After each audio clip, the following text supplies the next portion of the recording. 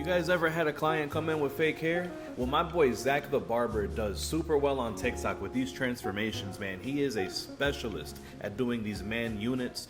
Follow his TikTok and his upcoming YouTube. But he not only provides this, he also is a user of his own product. So that's the amazing thing about this.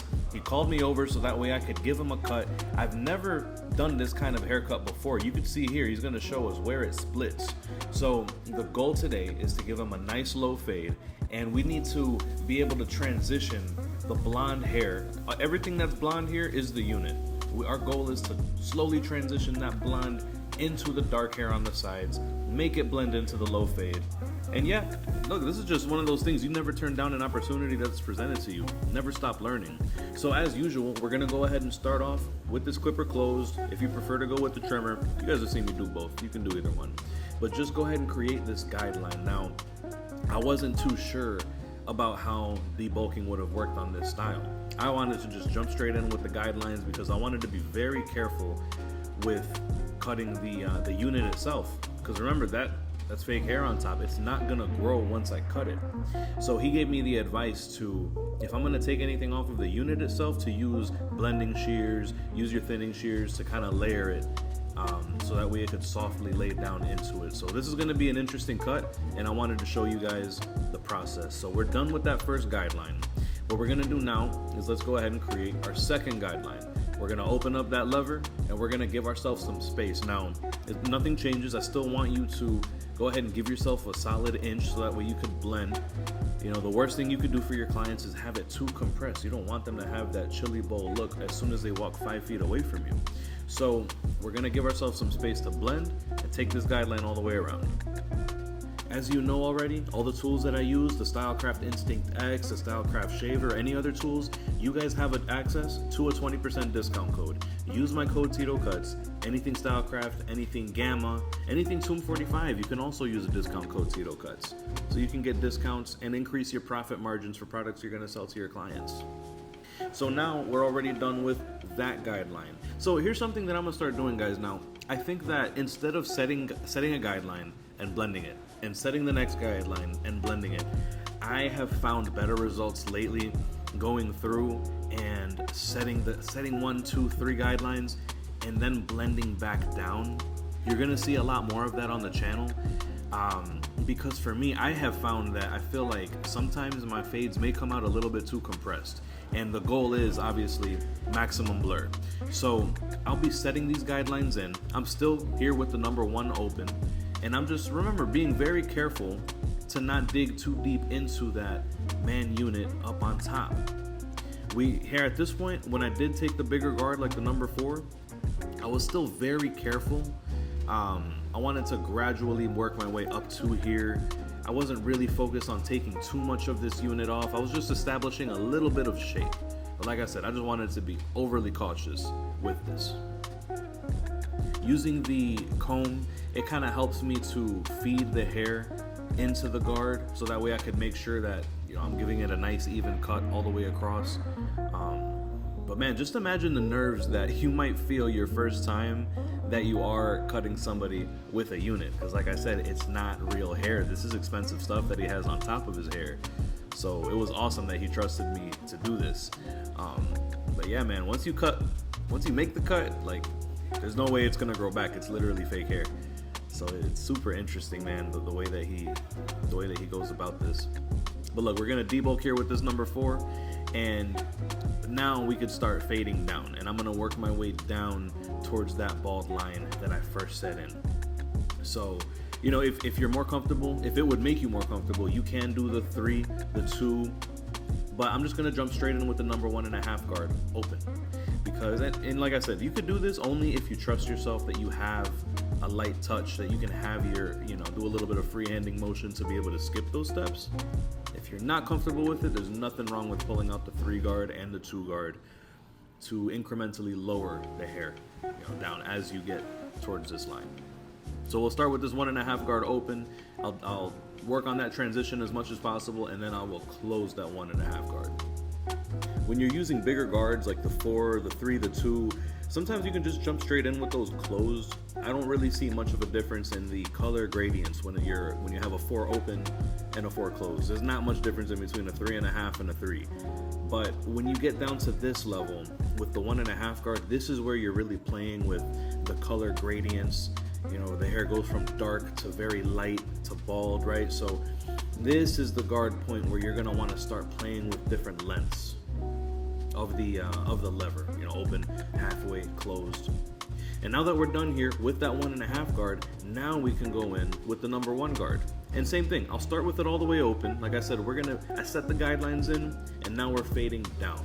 So we're gonna start with it open, and I'm gonna do as much work as I think is necessary, and then we're gonna go halfway, then we'll go closed. Little by little, working our way down towards the bottom of the fade. So let me know, guys, how would you approach something like this where you've just never done this before, right? Do you think that you would have approached it similar to how I have? Would you have gone in and debulked first? Does it make sense to you why I waited until after I had a few guidelines set in before I pulled out a guard like a number 4? You know, this whole back area too, you know, everyone has more density in the back of their head, so it's sometimes harder to get that super blurry and consistent in the back, just like the sides.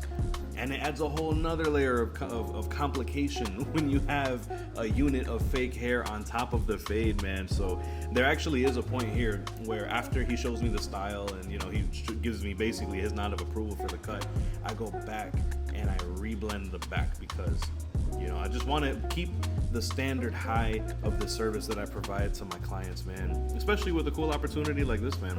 So look, we're already done with the 1.5, we're done with the 1. Now we can jump in with that half guard, and it's just safer if I jump in with the half guard open first, get a couple strokes going in there, and then we can go ahead and go halfway and then all the way closed. We're just preparing this for the ultimate blur, man, because at the very end, then we can go ahead and just start knocking out, breaking through that very bottom bald line. So, you know, I have found that some of my cuts have come out just a little bit too dense when I set a line and blend it, set another line and blend it. But if I can go through with all these guidelines and then come back fading down, I've been much more happy with my results.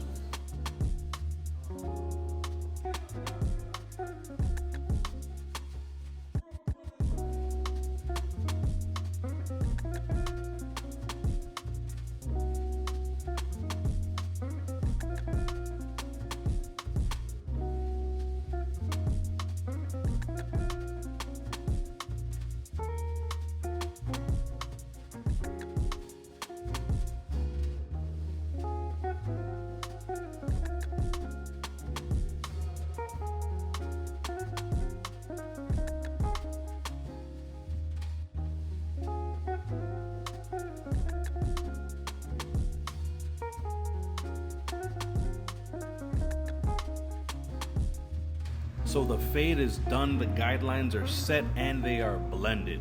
Now it's really just a matter of doing everything that I can to blend the fake hair to the natural hair. So I heeded his advice and I went ahead and pulled out my thinning shears, because now the goal is just to layer it as softly and as smoothly as possible. Normally I would have reduced a lot of the length in the back more, but per his instructions, he uses it to style it, right? He wants that extra length. And like I said, you just have to proceed with caution when you're cutting something like this. Once it's cut, you cannot go back. It will not grow back. He did a little bit of self-trimming too, you know, so he told me go ahead, don't be afraid to just even it out. So I went through my normal steps. I did my mohawk parting all the way down the middle so I can establish how much length I want taken off. And by the time that I was done with that, then as you do, you take this mohawk parting and you can use it to connect the side perimeter, like that side length, and the middle mohawk parting, and just cut the triangle. You know, you can see I'm doing there just like that. So right here in a minute, you're gonna see me the front angle and where we brush the hair to the side and pretty much connect the dots. You know, it was a little different. We couldn't straight up go in with block graduation because we just had to approach it a little bit differently. But there you can see, that's what I'm talking about, that little point. Once you pick it up, you can see them little points that you have to cut off. So yeah, this was a super interesting experience, man. I was definitely happy to have the opportunity to do this, to show you guys what this looked like. Let me know, have you had this opportunity before? Would you be down to try it yourself? Give me some feedback. Let me know what you think in the comments below. And as you go through this process, man, you're just gonna make sure to elevate the hair in all sorts of different angles. Grab these horizontal partings, and anytime that you see a short point and a short point, knock it out. That's one of the things I picked up from the Josh OP DFS formula, is make sure that you just go through the hair. You can do that all the way through. And you notice here how even though we have a lot extra length in the back, you see how it still kind of flows and the shape is still there. You know, Zach is the expert on the hair units, so I completely took his advice and I had to switch up my steps on this, you know, versus how I normally would have approached this type of style, man. So it was a super awesome experience being able to do this, and I'm looking forward to the next. And I would say mission accomplished, man. I had to give him a minute to make sure that he can still do the style that he likes to do on his man unit. Like I said, he's the expert in this. I'm working in his territory today. So once he gave me the nod of approval, I went ahead, I jumped in, did the lineups, tightened up the C-cups, and I'm really happy with how this was able to come together.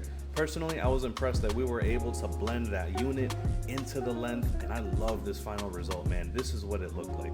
So don't forget to follow Zach. He's gonna be opening his YouTube channel really soon.